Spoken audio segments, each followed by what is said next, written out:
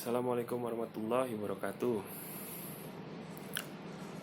Eh, Saat ini saya akan menerangkan tentang pasar oligopoli. Saat mandi atau mencuci, produk apakah yang teman-teman gunakan? Tahukah teman-teman bahwa pasar untuk produk-produk tersebut dikuasai oleh beberapa perusahaan? Sifat tersebut adalah bagian dari pasar oligopoli yang akan kita bahas kali ini.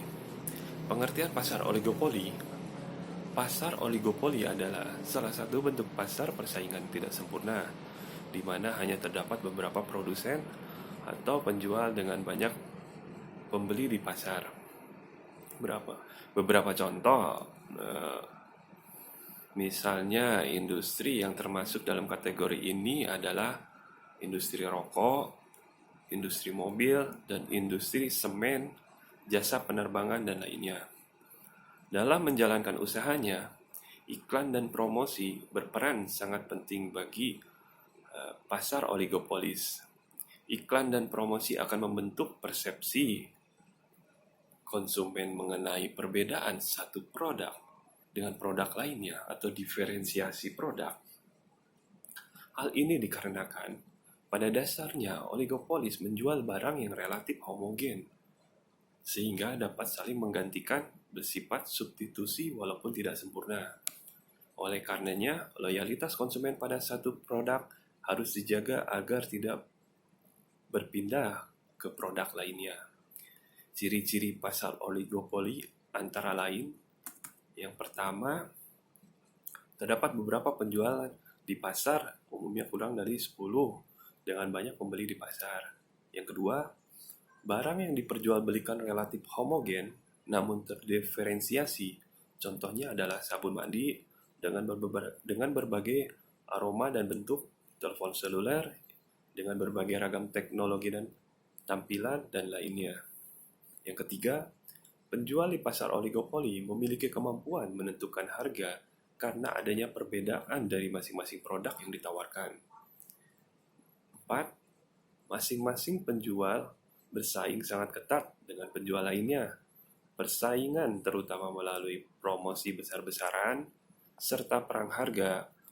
Perang harga yang dimaksud terjadi ketika suatu perusahaan bermaksud untuk menurunkan harga agar memperoleh pangsa pasar yang lebih besar, namun diikuti dengan penurunan harga oleh perusahaan lain, sehingga pada akhirnya pangsa pasar yang diperoleh oleh perusahaan masing-masing adalah tetap, namun dengan harga jual yang lebih rendah.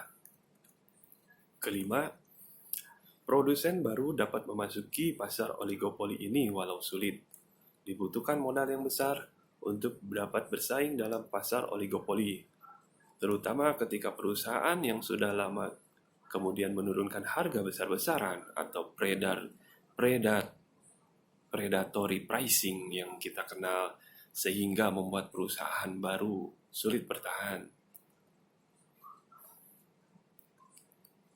Keenam, sistem harga yang kaku.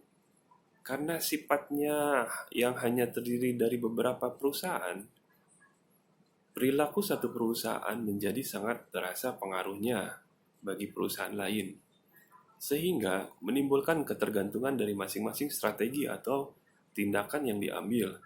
Ketergantungan terutama terjadi dalam penetapan harga, di mana penetapan harga yang dilakukan oleh satu perusahaan akan segera diikuti oleh perusahaan lainnya, sehingga pada akhirnya memunculkan kekakuan harga di tingkat tertentu pada dasar oligopoli. Sekarang, jenis-jenis pasar oligopoli. Secara umum terdapat dua jenis, yaitu oligopoli murni atau pure oligopoli, oligopoli terdiferensiasi atau differentiated oligopoli. Oligopoli murni adalah pasar di mana barang diperjualbelikan bersifat identik, misalnya semen, air mineral. Pasar oligopoli terdiferensiasi adalah pasar dengan barang yang homogen namun dapat dibedakan, misalnya sabun, sepeda motor, laptop. Kelebihan dan kekurangan pasar oligopoli antara lain kelebihannya, yang pertama, konsumen memiliki banyak pilihan terhadap barang yang ingin dikonsumsinya.